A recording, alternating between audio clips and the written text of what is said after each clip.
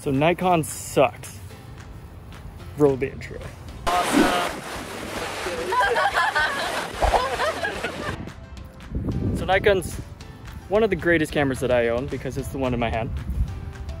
And it can actually do video. I have been lusting over some Sony cameras and some Canon ones, and looking at their video features, they didn't give enough difference to me to justify switching over my whole system.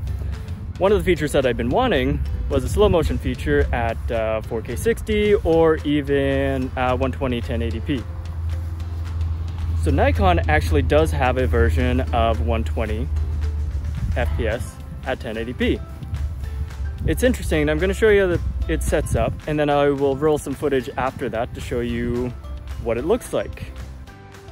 All right, let's dive into setting that up. You're going to turn on the camera, put it to camera mode,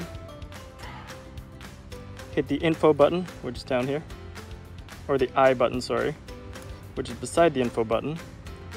Select your frame rate and frame size and frame rate, dial all the way down to your Slomo, and there you go. And now you're set up. So two things about this is it's going to shoot in crop size. So now your 24mm is going to be around a 50mm crop ratio, and a 50mm on here is going to be around 75.